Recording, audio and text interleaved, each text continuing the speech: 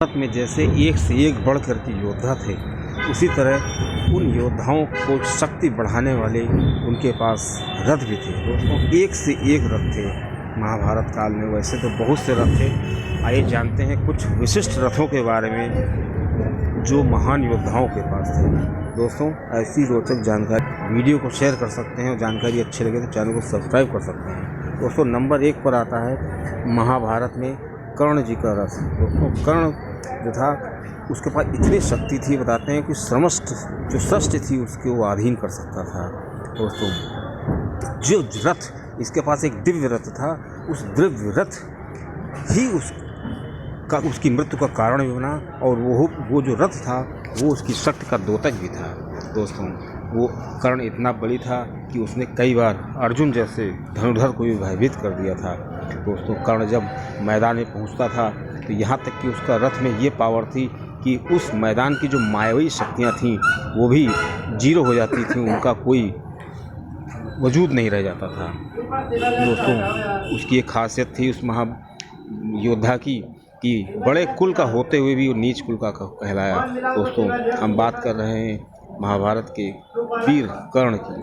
दोस्तों, कहा जाता है कर्ण के पास अमृत से बना हुआ कवच कुंडल था।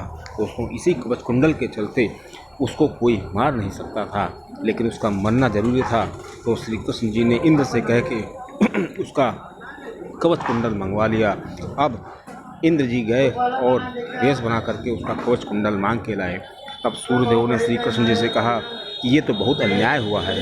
तो श्री कृष्ण जी ने कहा, कर्तव्य के पीछे, हर कर्तव्य के पीछे कोई न कोई उद्देश्य होता है। तब श्री कृष्ण ने सूर्यदेव से कहा, क्योंकि वो आपका पुत्र है तो आप उसकी किसी और तरीके से मदद कर सकते हैं।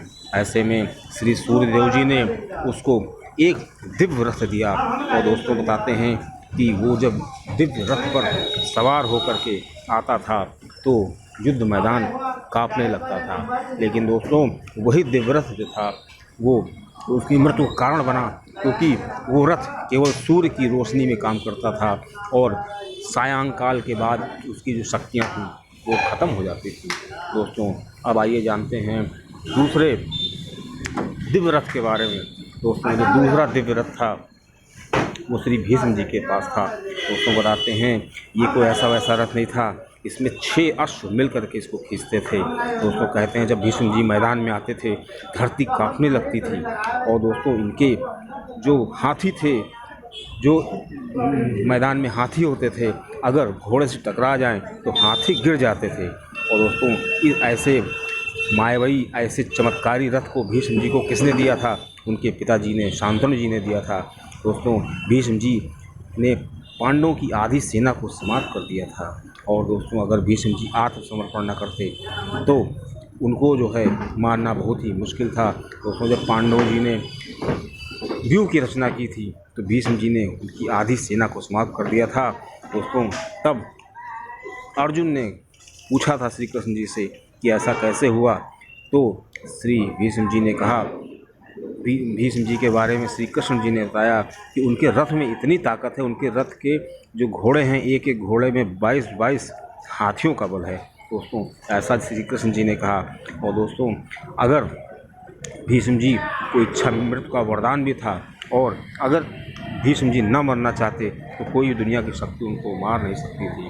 दोस्तों, ये थी भीष्म जी के रथ की ताकत और उनके जो घोड़े थे उनकी ताकत। दोस्तों, अब आइए जानते हैं अगला जो रथ था किसके पास था।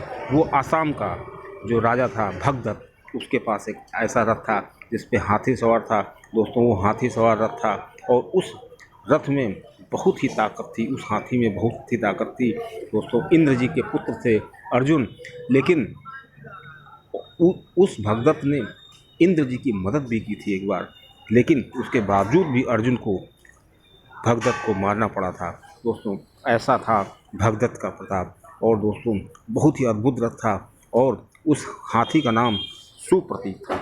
और ऐसा हाथी जब मैदान में पहुंचता था तो सब तहस नहस कर देता था, जिधर जाता था उधर सब क़यामत आ जाती थी। अब दोस्तों, आइए जानते हैं महाभारत के सबसे चमत्कारी दिव्य रथ के बारे में, जो और किसी के पास नहीं, हम सब के चहेते अर्जुन के पास था। दोस्तों कहा जाता है कि जिस रथ को स्वयं दुनिया के मालिक श्री कृष्ण जी हाँक रहे हों, सारथी बने हों, तो वो रथ कोई मामूली नहीं हो सकता। फिर भी दोस्तों अर्जुन को ये रथ कहाँ से मिला था, ये जानकारी होनी चाहिए। दोस्तों अर्जुन को ये रथ अग्निदेव के कहने पर वरुण देव ने दिया था। अब दोस्तों जो रथ वरुण देव जी देंगे वो कोई मामूली रथ नहीं था, और इस रथ के विशेषताओं में 4 चांद तब लग जाते हैं जब श्री कृष्ण जी के कहने पर श्री हनुमान जी उस पर विराजमान होते हैं। और दोस्तों और श्री हनुमान जी के विराजमान होने से रथ बहुत ही भारी हो गया था। इसी वजह से कर्ण की जो शक्तियाँ थीं वो फेल हो रही थीं, और जब युद्ध समाप्त हुआ तो अर्जुन को घमंड आ गया था।